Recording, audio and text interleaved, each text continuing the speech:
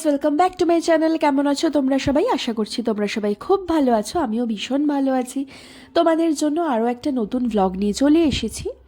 আজকে কিন্তু আমরা চলে এসেছি ইকো পার্কে। আর ইকো পার্ক হচ্ছে আমাদের সবারই একটা পরিচিত জায়গা।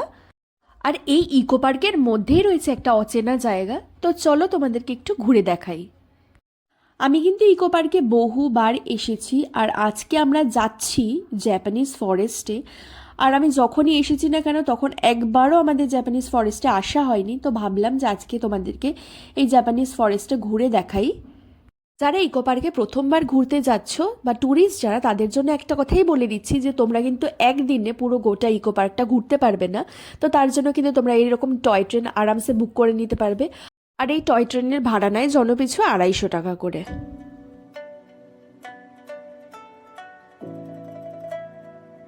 তো আমরা এখন পৌঁছে গেছি জাপানিজ ফরেস্টে। জাপানিজ ফরেস্টে আসতে গেলে ইকো পার্কের 1 নম্বর গেট দিয়ে ঢুকলে এটা একটু কাছে পড়বে, কিন্তু আমি যেহেতু সবসময় 2 নম্বর গেট দিয়েই আসি, আর ওখানের কিছু ভিডিও করার ছিল বলে আমি 2 নম্বর গেটে নেমেছিলাম। ফরেস্টের গেটের সামনেই আপনারা দেখতে পারবেন দুটো দুটো করে মোট 4টি লায়ন ডগ রয়েছে, যেটি জাপানি ভাষায় কুমাইনু নামে পরিচিত। এটি হচ্ছে কুকুর এবং সিংহের সংমিশ্রণ। গেট দিয়ে ঢুকতেই আপনারা দেখতে পারবেন সামনেই রয়েছে একটা বিশাল আকৃতি বুদ্ধের মূর্তি।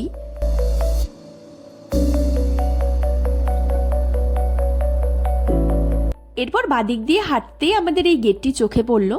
জাপানিজ মন্দিরগুলোতে এইরকম গেট অনেক থেকে থাকে।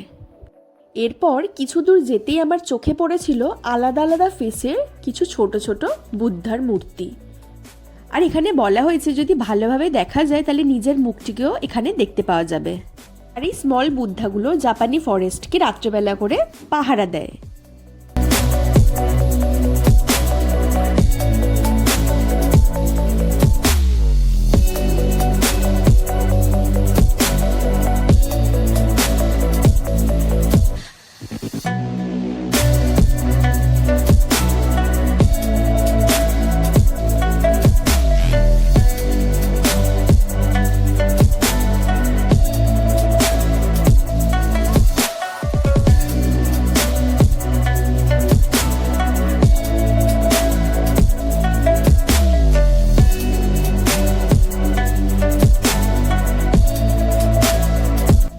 ঢুকতেই চোখে পড়লো ইয়েলো ব্যাম্বু বা হলুদ বাঁশ গাছ। এখানে মানা হয় যে পিঙ্ক কালারের কোনো স্লিপের মধ্যে যদি মানত লিখে সেটি বাঁশ গাছের মধ্যে ঝুলিয়ে দেওয়া হয় তাহলে সেই মানতটি অবশ্যই পূর্ণ হয়।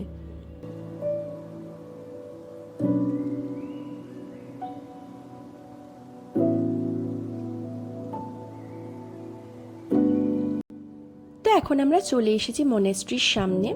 তো ভেতরে কি কি আছে তোমাদের এখন আমি ঘুরে দেখাবো। তো চলো ভেতরে যাওয়া যাক।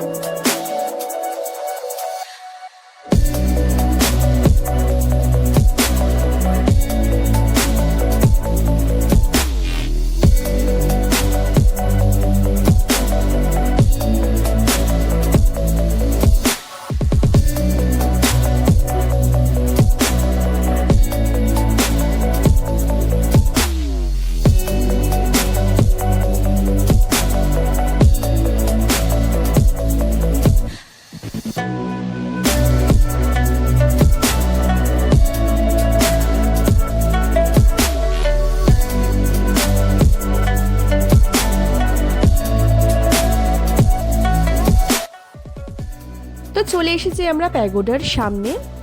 কাঠ দিয়ে তৈরি প্যাগোডাটি পুরোটাই লাল রঙের এবং প্যাগোডার মধ্যে রয়েছে একটি বুদ্ধদেবের মূর্তি।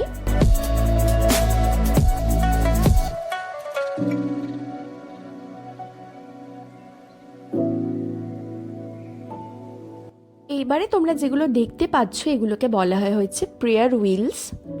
বৌদ্ধ ধর্ম অনুযায়ী প্রেয়ার করার সময় এগুলোকে ঘড়ির কাঁটা অনুযায়ী গোল গোল করে ঘোরাতে হয়।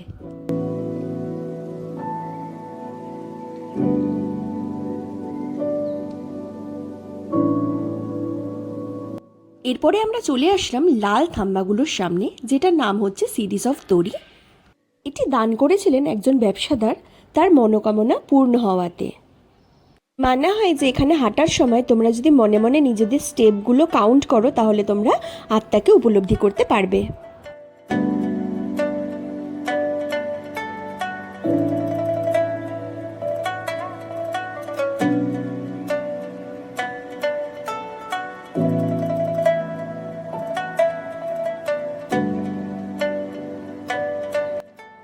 এখন আমরা যাচ্ছি জিগজ্যাগ ব্রিজের ওপর দিয়ে। এই জিগজ্যাগ ব্রিজ আমাদের একটাই শিক্ষা দেয় যে যখন যেটা করছো সেটাকে মন দিয়ে করা উচিত।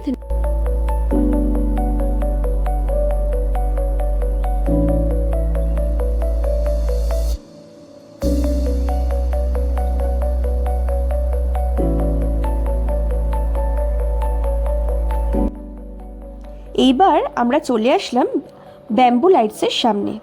জাপানের একটি ছোট্ট শহর টাকেটা, সেখানে একটি অনুষ্ঠান হয় যার নাম চিকুরাকু। মানা হয় বাঁশের আলোর সাথে তারার একটি নীরব সংযোগ করা হয়।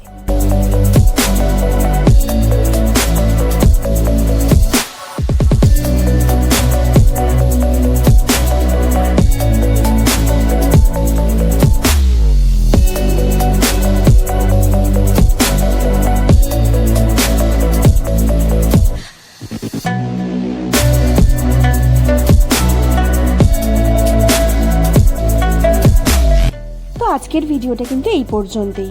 তোমাদের যদি ভিডিওটা ভালো লেগে থাকে তাহলে অবশ্যই আমাকে কমেন্ট করবে, লাইক করবে এবং সাবস্ক্রাইব করে দেবে। দেখা হচ্ছে তোমাদের সাথে আবার পরের ভিডিওতে। এখনকার মতো টাটা।